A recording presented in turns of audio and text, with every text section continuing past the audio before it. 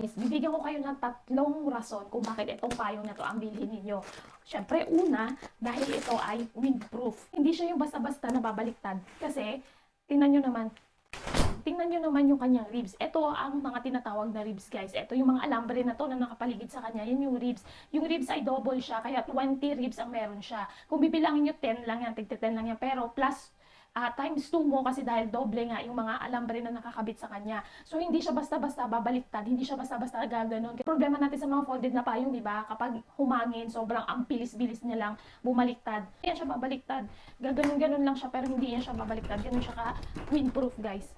Pangalawa, guys, makapal to. Kaya kapag sa araw mo naman siya gagamitin, hindi basta-basta lulusot ang init dito. Hindi ka basta-basta magiinitan at sakop na sakop yung buong katawan mo dahil ang laki na tong payong na to, guys. 2 hanggang 3 katao ang kasya dito. So, ganun siya kalaki. Ito, kung ikaw kagaya ko na may migraine, sumasakit ang ulo kapag naiinitan, ito ang bagay sa atin dahil makapal nga ang tela niya. Hindi lulusot ang init dito. Kaya mayroon siyang tinatawag na sunscreen o sun shield protection, yung payong na to. Pangatlo, sa rason kung bakit sabi ko sa inyo, bilhin nyo na to dahil dito sa kanyang handle. Ayan o, hindi ka na mahirapan. Para ka lang naghawak ng kape.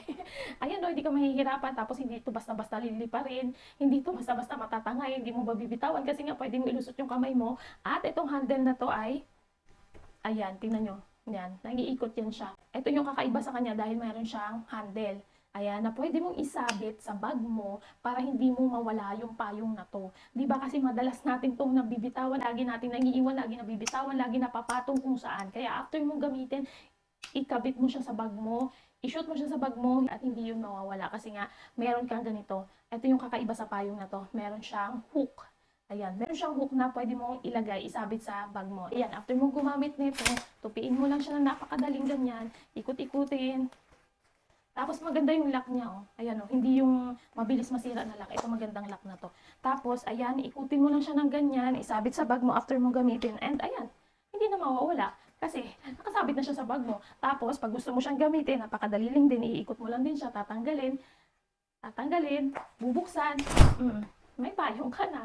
O, di ba? Pinapadali niya yung buhay natin. Pinapadali niya yung sitwasyon sa buhay natin. Ayun, guys. O, ganyan siya kalaki. O, hindi ka nalugi dito. O, ayan, binigyan ko na kayo ng 3 rason para bilhin tong payong na to. Kaya ano pa inaantay mo yan? Check my yellow basket. Go, bilhin mo na to habang may free shipping pa.